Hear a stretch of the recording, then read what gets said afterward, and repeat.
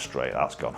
Wow. So I've got a super exciting launch for you today. It's Titleist and it's the new GTS lineup of drivers. We're going to hit them all in this video. Strap in, stay tuned. This is going to be a good one. Okay, so GTS from Titleist. So first impressions, head cover, high quality yet again. Very similar to GT, obviously with the GTS logo in.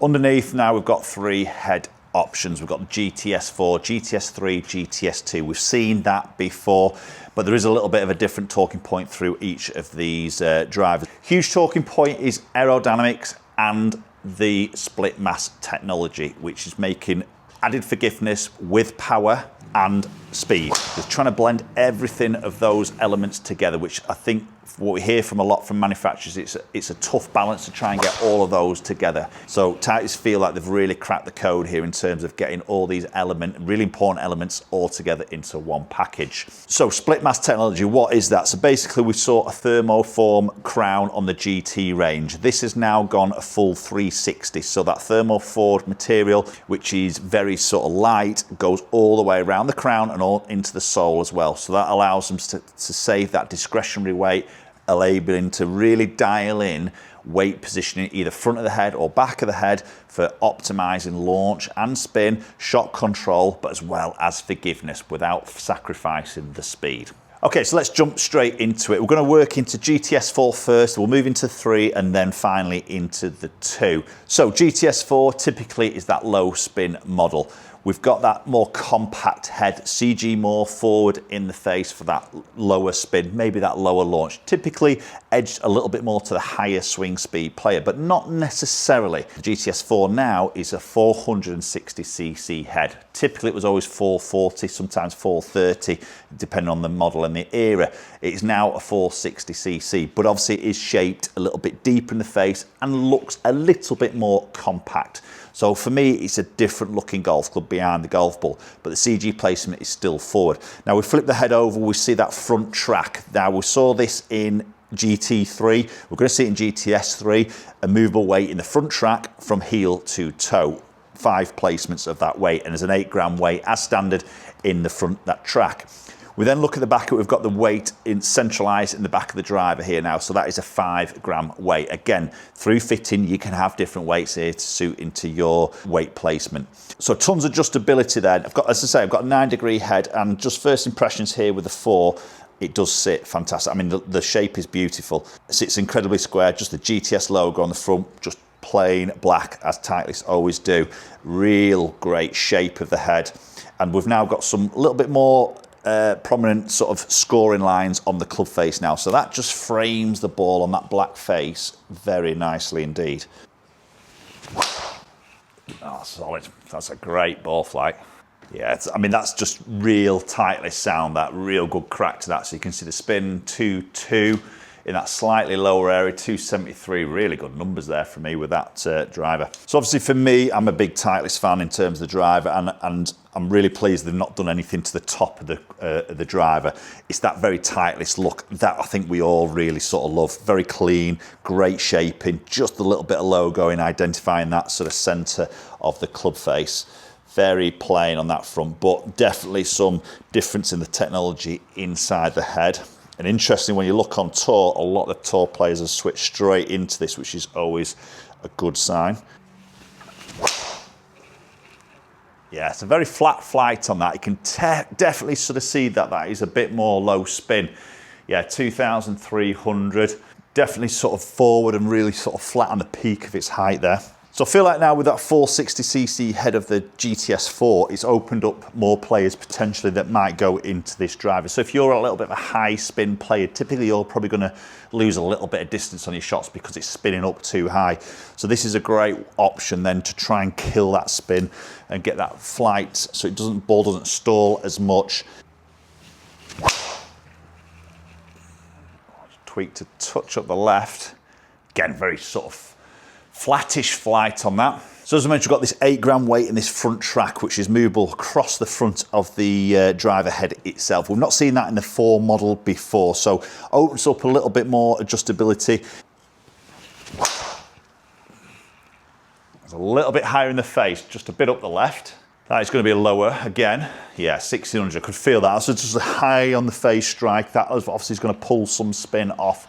And you can see that was just dipping a little bit out of the sky to 260. If you are a high spin player, that is a great option to get that spin down. So I've moved the shaft now over into the GTS3 head. So while we're on the shaft here, Titleist have actually fitted for me this shaft, and it's one of their new offerings in the lineup with the GTS launch, and it's the Project X Titan. So this is going to replace the hazardous black that used to be. Now, as I mentioned, got it into the GTS3 head. Again, it's a 460cc head, a little bit more of that aero sort of shape. So thermoform crown into the sole as well, so split mass technology again, and we're seeing again a 5 gram weight at the back and also an 8 gram weight in that front track, which is movable. So exactly the same as what we saw in GTS4. So you're going to see a little bit of a theme through this split mass technology through all of these 3 models that Titleist are offering. So really, you can put more weight into that front track, less weight in the back, and vice versa. You can do that same in a 3, and then into the 2 you can do the same as well. So GTS3 again sits fantastic. Love the look of that, beautiful shaping, sits incredibly square, love the way that sits. Oh, that's ripped. Little bit of a higher flight, what we've just seen against the 4. That is arrowed straight. Launch 11.5, spin 2.3.5. Great carry there, 276 for me, running out just around that 300 mark. Great solid sound to that as well. And it's one really cool feature that you're going to see on all these 3 models is on the club face, right in the center of it, you've got the GTS logo. Very subtly on there, but looks super cool to me. Oh, struck good. Leaked a little bit up the right-hand side.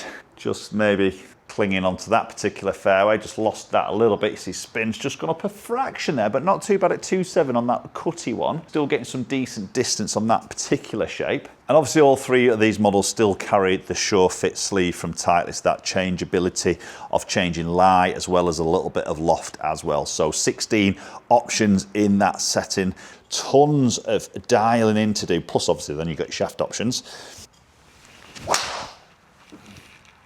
Okay, that was a touch higher in the face. I hit one a little bit like that with the 4, but that has flown a little bit higher.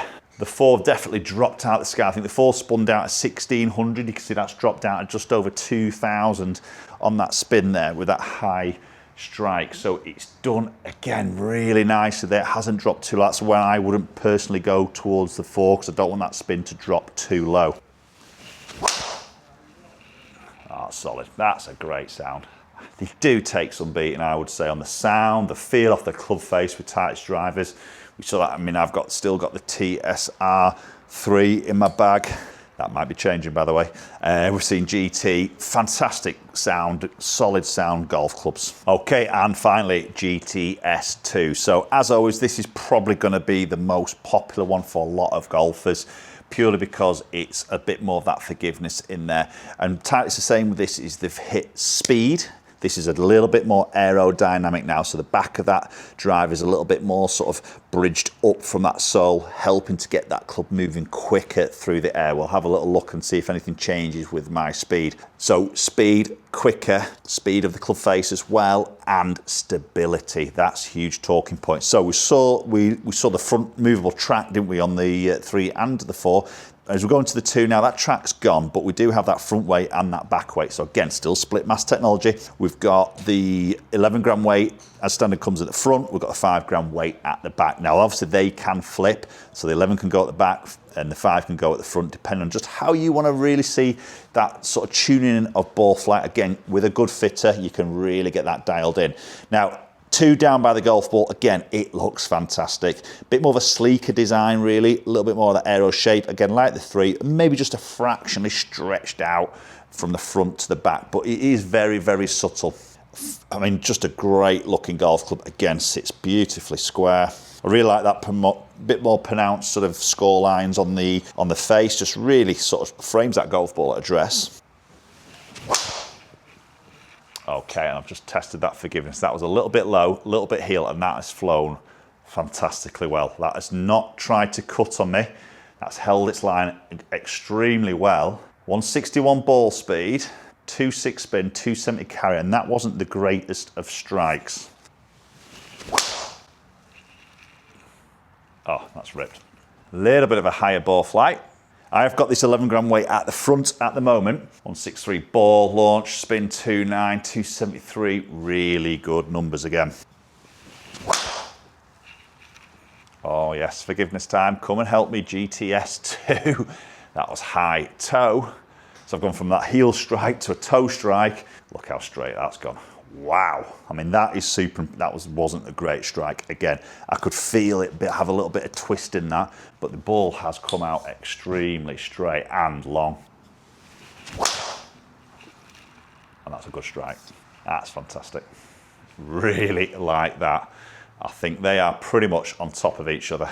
Is that a little bit longer? Yeah, there you go. That is absolute money, GTS2. I think if you want speed, you want forgiveness, you like that compact head, this looks so close to the 3 and even the 4 now. So I think the look-wise, they look very, very similar.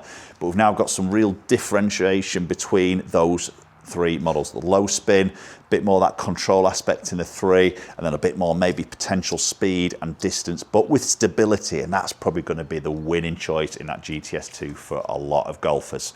Let's quickly check those numbers out. Okay, so we'll just look at those numbers there between the 3 different models, and we can sort of see the best ball speed out there is the GTS2. Clubhead speed was identical as an average, which was quite interesting across all of those 3 heads. Launch was actually a touch lower than 4. There was a couple I caught a touch maybe low in the face. You can see they come out a touch flatter at 9 degree. But in the other 2, pretty much around that sort of 11.5, maybe edging up to 12, which is good for me in the 2. My spin's good at that 2.6, 275 or edging 276 carry is good for me. Right, there we go. GTS lineup of drivers. They're incredible. Titleist, for me, have just raised that bar. This is going to be a hard one to beat. GT's been phenomenal. This one's going to be even better in my eyes. Appreciate the watching the video as always, and hopefully we'll catch you all very soon.